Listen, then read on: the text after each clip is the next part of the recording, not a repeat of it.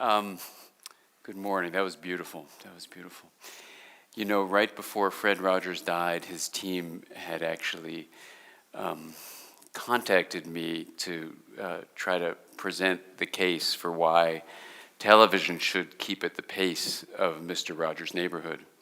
And so we were about to plan that whole thing, and then he passed away. But it was an amazing thing to think about the generations of people that have learned to understand their feelings, to make them mentionable and manageable. And what I'm going to talk to you about today is about how schools can combine with technology in the way of promoting self-regulation. So I'm going to do this with no slides, but with one model of the brain. So if you reach under your chairs, and glued underneath there, you'll find, if you reach in there, pull out your hand and take your hand model there and put your thumb in the middle and put your fingers over the top. And this is a very, my daughter never wants me to say this, but a handy model of the brain. And it's oriented like this. And we're going to talk about the connection among three things. We're going to talk about this brain that's in your head that has the face over here and has the top of the brain, the lower parts of the brain. The part of the brain connected to the whole body comes through the spinal cord, in addition to some other ways. And so this brain sits in your body, and we're talking about the brain and the body. We're going to also talk about the mind, which is different from the brain. And we're going to talk about the mind and its connection to the brain and the body. And then we're going to talk about a third thing, which is we're going to talk about relationships. So those three things are what we're going to cover today. We're talking about relationships, the mind, and the brain. Now, when you really think about this for a while, you can come up with some fascinating ways where you can understand how, for example, Mr. Rogers' television show, experienced by a young child within a family setting, could actually promote something called self-regulation. And so we're going to have to talk about what is regulation, and we're going to even have to address the question of what is the self.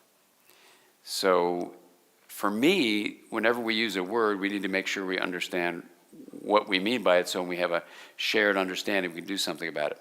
So how did Mr. Rogers create the experience where kids can learn that feelings are mentionable and they're manageable? How did he do that? Well, when you think about how he did it, you come up with this really fundamental way that schools, in fact, can embrace the wisdom that Mr. Rogers had for all of us and teach not only reading, writing, arithmetic, very important 3 R's, but another 3 R's I'm going to suggest to you, which are the core of my talk, which is reflection, first extra R, relationships, the next R, and the third one is resilience. Because when you build a certain kind of approach to reflection, kids actually develop the capacity to mention their feelings and to then be able to manage them. Exactly what Mr. Rogers said we ought to be able to do. And that's the basis of emotional intelligence, actually. And it's the basis, as you'll see in a moment, of social intelligence, because when you understand your own feelings and learn to manage them, you actually can understand other people. It's actually incredible. So this reflective ability is something schools can teach. That's the next R. What about relationships? Well, we're going to see that this brain we're going to get into in a moment has the capacity to make relationships work really well, and people actually thrive and feel good about themselves and good about others. So you develop kindness and compassion toward yourself, really an important place to start, and kindness and compassion toward others.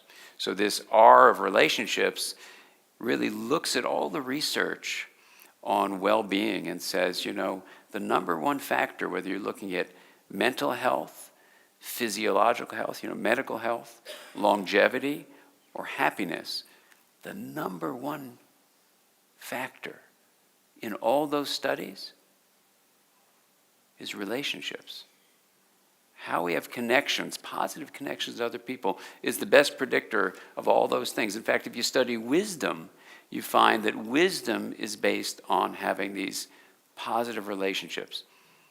And you probably have heard these amazing studies which show that when you are given, let's say, $20, and you're asked to either spend it on yourself or give it in the service of someone else, gift it to someone else, the circuits in your brain that show you did the right thing, these reward circuits driven by a transmitter called dopamine, they get active when you give to someone else, which goes along with the study that when you give in service of other people, you actually are happier yourself.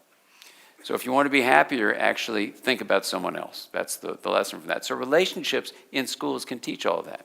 So that's the relationship part. And now the resilience we're going to get into when we talk about the brain. But let's take our hand model out and let's look at it.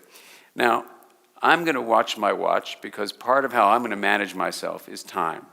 So I think I've been going for, I would guess, 5 minutes, but I need my timer to tell me. There's my timer right there. Beautiful. I guessed it right. So we're going to do this hand model of the brain, and I'm going to teach you all how to do this. And this is something that in schools that I work with, we teach kids starting in kindergarten about this hand model of the brain. And you're going to see that it can be very useful to do. And when kids get towards adolescence, the brain changes a lot. They really need to know about their brain. So let's take the hand model out and put your thumb in the middle and curl your fingers over the top. So this is the orientation of the brain. And let's do the parts. And let's think about the question as we get into these brain parts. Why, if we're talking about self-regulation, would we care about the parts of the brain? And what does a relationship have to do with the brain anyway? And if self-regulation is really a mental function, because the self is really a part of your mind, then is the mind just the brain? Or is it something else? So these are the kinds of things we need to really think deeply about. And in the world I work in, it's called interpersonal neurobiology. We actually deeply dive into these scientific questions by combining all the fields of science that exist into one perspective. So it's called interpersonal neurobiology. And the brain is a good place to start looking at this because, believe it or not, it's actually the simplest of all that stuff. So let's go through it. First, you have the spinal cord. And this is basically a collection of cells, neurons, that allow energy and information to flow from the body itself with signals coming up. The spinal cord and also a nerve called the vagus nerve, they all bring stuff from the body up into the skull part of the nervous system. Some people call it the head brain, some people just call it the brain. But actually you have a brain around your heart and you have a brain around your intestine. So the word brain, when I use it, means the whole body and how it processes information through the flow of energy. That's basically the biological understanding of what we mean by the nervous system. But the head brain is what we're going to focus on now because it's really the most studied of all these brain parts. So when you get up into the head part of the brain, if you lift up your fingers and lift up your thumb, you arrive at the first part of the nervous system. First in the sense that it's the deepest. First in the sense that when you're in your mother's womb, it's the first to develop in utero. And first also meaning it's the first we evolved to have. So it's over 300 million years old. It's the old reptilian brain having collections of neurons called nuclei that are responsible for things like... This is a good example. Let's take another pause. Let's all turn our telephones off and make sure that if they're going to vibrate, you have them near your body, not sitting next to your neighbor. And you turn the sound off, because that's another thing that happens. Technology, if you haven't noticed, invades whatever context you're trying to create. And rather than technology running us, we should run technology. It's really, really important, because these things just take over. I was walking home from the local school we have, and I saw a mom carrying her 1.5-year-old child in her arms, texting for 2.5 blocks, and missing the opportunity to connect with her child because she allowed technology to intrude on her relationship. And you probably know from the studies at the University of Washington by Andy Meltzoff and Patricia Kuehl that the technology called Baby, it doesn't even matter what it's called. It was a technology that said you can have your child develop faster in her brain in language if you show these videos. And they showed it was just the opposite. Because relationships are what stimulate growth and learning. And if we use technology, that's fine, but if you replace relationships with technology, this study demonstrated you get just the opposite of what you want to get. So we have to actually be present fully and check out what's happening in the environment and not pollute it with technology or not pollute it with actual chemical pollutants too. So now we're in the brainstem. Now the brainstem is going to keep us awake and alert, so it has those nuclei that do that. The brainstem's also going to have the fight, flight, freeze reaction. And so when you have a lot of competing things going on, you can have a very agitated, fearful reaction to that, like it's threatening, or you can have a fight reaction to that, or you can freeze. There's even a fourth option, which is total collapse. That has its advantages in lots of different ways, depending on the situation. But that's what the brainstem's all about, very old impulses that are created. Now, if you put your thumb over the top, this is the part of the brain. We'd have two thumbs for it to be ideal, but most of us just have one thumb. This is, I say that because I once gave this lecture, and I didn't give that exception, and someone said, I went to a gas station, someone had two thumbs. And so we want to honor that, so most of us have one. It's the left and right side once you get up there. This is the limbic area. It developed 200 million years ago, and it also is the second area to begin developing in utero. And so that goes like this. So to demonstrate how this works up, Lewis, why don't you come up? I'm going to invite a 13-year-old boy who's going to present to you later on. Lewis, come on, say hi to everybody. Hey. Come on and say hi, step on our little red carpet. Thanks, Lewis. So have I talked to you about the brain before? No. So I'm going to teach you a little bit about the brain, and because I want to show that, Lewis is very bright, but you can teach this to 13-year-olds whose brains are also changing. So let's do the hand model. Very good. So here's what happens, Lewis. This limbic area helps you work with the brainstem to create your emotions. It actually works closely with other areas to create various forms of memory. And do you feel close to your mom? Yeah. Yeah, great. So this is the part that lets you feel connected to her. Okay? Now, put your fingers over the top like that. Right? Now, this is a part that actually is going to grow once you come out of your mom's belly, out of her womb, right? And this is a part that's very much shaped by the experiences you have. Yeah. And this is called the cortex. It's the outer bark of the brain. So the back here, turn your head sideways. We use a demo right there. So this is the back part of the brain like that. And so the back part of your brain in general represents the outside world. It has all sorts of layers to it. It makes maps of the outside world. Very good.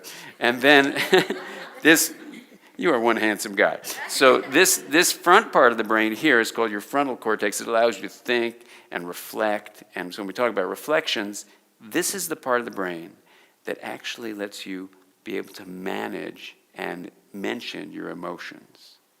Isn't that cool? That's really cool. So the kinds of things that you do in your mental life, like the mind basically is, when you are playing a game and you feel excited? Mm-hmm. That sensation you call subjective experience. And that's a part of what the mind is. Do you notice sometimes you can be aware of some things and sometimes you're not aware of things? Yeah, so awareness is also part of what the mind does. But a third thing that the mind does is it helps regulate how all this information flow is happening in your awareness and your subjective experience and even in how you communicate to other people. So the reason we're talking about reflection, when you look inward, what I call time in, develops this part of the brain. Now, take a look at these two middle fingernails there. This is part of an area called the prefrontal cortex. It's right, look at me, it's right behind your forehead, right there. And notice, lift up your finger and put it back down. What do you notice is kind of unique about the anatomical position of these two middle fingernails? It's right under the thumb. Exactly. So it's right under the thumb, and this is the part of your brain that actually allows the cortex to go to that thumb area called the limbic area. And notice, is it also near your palm? Mm-hmm. Yeah, so it also connects to the brainstem, and it takes information from the body too. So it comes up your spinal cord, up your brainstem, to your limbic area, especially on your right side of your brain, and goes right to that area. Now here's the cool thing. Mm-hmm. Watch me.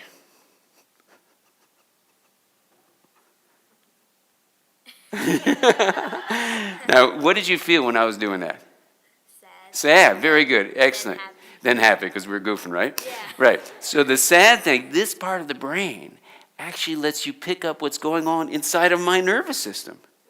Isn't that amazing? Yes. So we have a relationship because I'm going to send energy to you, and this part of the brain right there, which is right here behind your forehead, it's going to take in what's going on in me. It takes in what's going on in your body, like your heart, your intestines. It takes in what's going on in your brainstem, your limbic area, and what goes on throughout your whole cortex. And it takes these separate things and it pulls them together. Now, you know what the word we use for taking separate stuff and putting together is? No. Integration. So here's what this area does. It integrates everything. It integrates your body, your brainstem, your limbic area, your cortex, and even your relationships with other people.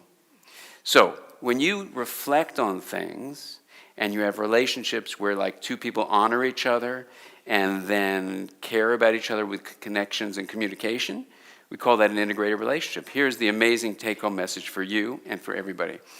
When you have reflection and you have relationships that are caring and connecting, you actually stimulate the growth of the integrative fibers in the brain. And these are the fibers that allow you to have resilience.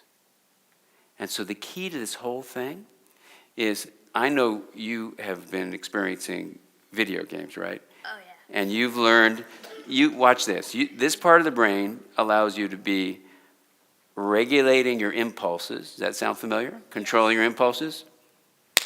It allows you to do that. It allows you to actually be aware of your feelings. It allows you to be aware of other people's feelings and understand them. It allows you to actually be moral, think about what's good for everyone, including the planet. It allows you to actually have intuition. It allows you to know where you've been in the past, where you are right now, where you're going in the future. And it allows you to tune in to other people. That you get by reflecting on the inner world, being able to mention and manage your feelings. It allows you to develop it when you have relationships that are supportive, like with teachers and with parents. And it allows you to develop all this so you're resilient. So here's what I say about schools. You know, there's a policy that they say no child left behind. I say we should have a policy where you have reflection, relationships, and resilience. So it's no prefrontal cortex left behind. How does that sound? That sounds better than no child left behind. There you go. Good. Thank you very much. Thank you so much. You are so cool. You too, man.